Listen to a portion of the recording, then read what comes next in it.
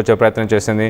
ఇటు సోమవారం ఉదయం 5 గంటల సమయంలో ఇటు దుబాయ్ ఇంటర్నేషనల్ ఎయిర్పోర్ట్ పైన ఇటు డ్రోన్స్తోని దాడి నిర్వహించింది. మనం రైట్ సైడ్ బాక్స్లో ఆ విజువల్లో చూస్తున్నాము. ఆ దాడికి సంబంధించిన విజువల్స్. మొత్తానికైతే ఒక న్యూక్లియర్ ఒక ఫ్యూయల్ ట్యాంక్స్ని ఎయిర్పోర్ట్లో సాధారణంగా ఫ్లైట్స్ ఫ్లై చేయడానికి కావాల్సిన ఇంధనం ఆ ఫ్యూయల్ ట్యాంక్స్ని టార్గెట్ చేస్తూ మొత్తానికైతే ఇటు ఇరాన్ విరుచుకుపడింది. ఇటు ఆ ఫ్యూయల్ ట్యాంక్స్కి సంబంధించిన విజువల్స్ని మనం చూస్తున్నాము. ఆ ఫ్యూయల్ ట్యాంక్స్ని డ్రోన్ టార్గెట్ చేయడంతో మొత్తానికైతే భారీగా మంటలు ఎగిసిపడుతున్నాయి. ఈ ఫ్లైట్స్లో ఏదైతే ఇంధనాన్ని వాడుతుంటామో ఆ జెట్ ఫ్యూయల్ అది హైలీ ఇన్ఫ్లేమబుల్గా ఉంటుంది. మొత్తానికైతే ఆ జెట్ ఫ్యూయల్నే టార్గెట్ చేశారు. అంటే ఆర్థికంగా దెబ్బ కొడతానంటూ ఇటు ఇరాన్ చెప్పుకొస్తుంది. ఆర్థికంగా గల్ఫ్ దేశాలు ఏవైతే ఇటు అమెరికా ఇజ్రాయెల్కి సపోర్ట్ చేశాయో వాళ్ళ ఆర్థిక వనరులనే దెబ్బ కొడతానంటూ. దుబాయ్ ఒక ఇంటర్నేషనల్ ఎయిర్పోర్ట్. దాదాపు ప్రతిరోజు ఒక 1 మిలియన్ ప్యాసింజర్స్ అక్కడ దుబాయ్ నుంచి ఫ్లై చేస్తుంటారు. దాదాపు 10 లక్షల మంది రాకపోకలు దుబాయ్ ఎయిర్పోర్ట్ నుంచి జరుగుతుంటాయి. అలాంటి ఎయిర్పోర్ట్ని టార్గెట్ చేశారు. దుబాయ్ సేఫ్టీకి లాయల్టీకి ఇటు అరబ్ దేశాలన్నింటిలో ప్రపంచం మొత్తంలో కూడా ఒక సేఫెస్ట్ లొకేషన్ అని దుబాయ్ తనను తాను ప్రమోట్ చేసుకుంది. ఆ బ్రాండింగ్ని ఆ బ్రాండ్ ఇమేజ్ని దెబ్బ కొట్టే ప్రయత్నం ప్రస్తుతానికి ఇరాన్ చేస్తుంది. రానున్న రోజుల్లో ఇంకా గల్ఫ్ దేశాలన్నింటినీ కూడా టార్గెట్ చేస్తామంటూ ఇటు ఇరాన్ ఒక వార్నింగ్ని కూడా ఇచ్చింది. ఏవైతే ఎకనామిక్ రిసోర్సెస్ ఉన్నాయో నేషన్స్కి సంబంధించి గల్ఫ్ కంట్రీస్కి సంబంధించి వాటన్నిటిని కూడా ధ్వంసం చేస్తామంటూ. ఇస్లామిక్ రెవల్యూషనరీ గార్డ్స్ ఒక ఛాలెంజ్ని విసిరారు ఇటు అమెరికా అలాగే ఇటు ఇజ్రాయెల్కి. ఏమని? దమ్ముంటే మమ్మల్ని ఆపు, దమ్ముంటే ఆపు, దాడులైతే ఆగవు అంటూ మొత్తానికైతే దాడులు చేస్తాము. రానున్న రోజుల్లో ఇటు Bahrain, Kuwait, Qatar, Saudi Arabia వీటన్నిటిలో కూడా ఈ దేశాలన్నింటిలో కూడా దాడులు చేస్తామంటూ చెప్పుకొచ్చింది.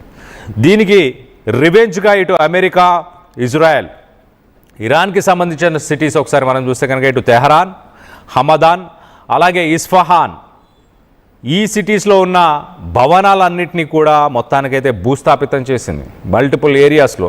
ఇటు అమెరికా అలాగే ఇజ్రాయెల్ చెప్పుకొస్తుంది ఏంటి, అక్కడ IRGCకి సంబంధించిన బేసెస్ ఉన్నాయి, ఇటు బెలిస్టిక్ మిసైల్స్ పంపించే టనల్స్ ఉన్నాయి, అందుకే వాటిని టార్గెట్ చేస్తామంటూ ఇటు అమెరికా అలాగే ఇజ్రాయెల్ చెప్పుకొచ్చే ప్రయత్నం చేస్తుంది. మనం దుబాయ్కి సంబంధించిన ఇంటర్నేషనల్ ఎయిర్పోర్ట్కి సంబంధించిన విజువల్స్ని చూస్తున్నాం. లెఫ్ట్ సైడ్లో సాధారణంగా దుబాయ్ ఇంటర్నేషనల్ ఎయిర్పోర్ట్ ఎంత అందంగా ఉంటుందో దానికి సంబంధించిన విజువల్స్ని చూస్తున్నాం. ఇలా కొన్ని వందలాది ఫ్లైట్స్, ప్రతిరోజు కొన్ని వందలాది ఫ్లైట్స్ అక్కడికి ఇంటర్నేషనల్ ఫ్లైట్స్ ఇటు యూరోపియన్ కంట్రీస్ నుంచి కావచ్చు, అమెరికా నుంచి కావచ్చు, ఏషియాకి రావాలంటే ఖచ్చితంగా దుబాయ్ లాంటి సిటీస్లో, దుబాయ్ లాంటి ఇంటర్నేషనల్ ఎయిర్పోర్ట్స్లో ఒక స్టాప్ ఓవర్ ఖచ్చితంగా ఉంటుంది. అక్కడ ఫ్లైట్స్ ఆగుతాయి, ఆగి కొంత రీఫ్యూయల్ చేసుకొని అలాగే అక్కడి నుంచి కనెక్టింగ్ ఫ్లైట్స్ కూడా ఉంటాయి. మొత్తం మీద ఇటు యూరోపియన్ కంట్రీస్, అమెరికా ఇలాంటి దేశాల నుంచి ఇటు ఏషియాకి రావాలన్నా అలాగే ఇటు ఆస్ట్రేలియాకి వెళ్ళాలన్నా ఖచ్చితంగా ఇలాంటి ప్లేసెస్లోనే స్టాప్ ఓవర్స్ ఉంటాయి. మరి దాన్నే టార్గెట్ చేస్తూ అంటే రానున్న రోజుల్లో దీనికి సంబంధించిన ఎయిర్పోర్ట్కి సంబంధించిన ఆపరేషన్స్ సరిగ్గా జరగకుండా ఉండడానికి, ఫ్లైట్ సర్వీసెస్ ఆగిపోవడానికి, ఏవియేషన్ ఇండస్ట్రీని కుప్పకూల్చడానికి మొత్తానికైతే ఇటు ఇరాన్ ప్లాన్ చేసింది. చాలా క్లియర్గా ఎకనామిక్ రిసోర్సెస్ ఏవైతే ఉన్నాయో వాటిని టార్గెట్ చేస్తామంటూ. రైట్ సైడ్ విజువల్లో మనం చూస్తున్నాం ఎయిర్పోర్ట్కి సంబంధించిన విజువల్లో. ఆ రైట్ సైడ్ ఒక్కసారిగా ఆ ఎయిర్పోర్ట్ పరిసర ప్రాంతంలోనే ఆ పక్కనే ఉంటున్న ఆ ఫ్యూయల్ ట్యాంక్స్ని డైరెక్ట్గా ఎయిర్పోర్ట్ బిల్డింగ్ని టార్గెట్ చేయకుండా ఫ్లైట్స్లో ఏదైతే ఫ్యూయల్ యూజ్ చేస్తారో ఆ ఇంధనాన్ని, ఆ ఫ్యూయల్ని, జెట్ ఫ్యూయల్నే టార్గెట్ చేస్తూ జెట్ ఫ్యూయల్ ట్యాంక్స్ పైనే డ్రోన్స్తో దాడులు చేసి విరుచుకుపడింది ఇరాన్ అని చెప్పుకోవచ్చు.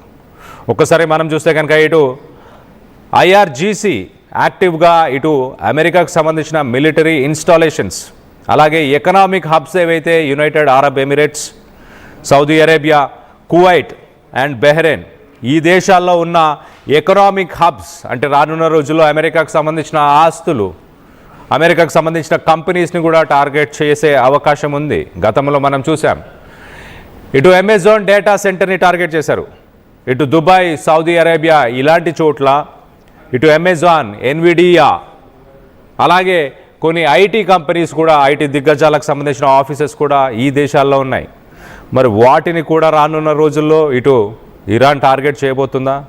మరో పక్కన ఖచ్చితంగా అమెరికన్ ఫోర్సెస్కి ఎవరైతే సపోర్ట్ చేస్తున్నారో వాళ్ళ global infrastructure, critical global infrastructure ఏదైతే ఉందో ఎనర్జీకి అలాగే ఏవియేషన్కి సంబంధించి ఎనర్జీ అండ్ ఏవియేషన్. ఎనర్జీ అంటే ఖచ్చితంగా రానున్న రోజుల్లో ఇటు ఆయిల్కి సంబంధించిన రిఫైనరీస్, ఏవియేషన్ ఆల్రెడీ మొదలు పెట్టేసింది, దుబాయ్లో ఉన్న ఎయిర్పోర్ట్ని టార్గెట్ చేసింది. మరి రానున్న రోజుల్లో మిగతా దేశాలు ఇటు సౌదీ అరేబియా, కువైట్, బెహ్రెన్ వీటిలో ఉన్న ఏవియేషన్ అంటే అక్కడున్న ఎయిర్పోర్ట్స్ కానీ, అలాగే ఎనర్జీ అంటే oil refineries, oil ports, shipping vessels వీటన్నిటినీ కూడా ఇటు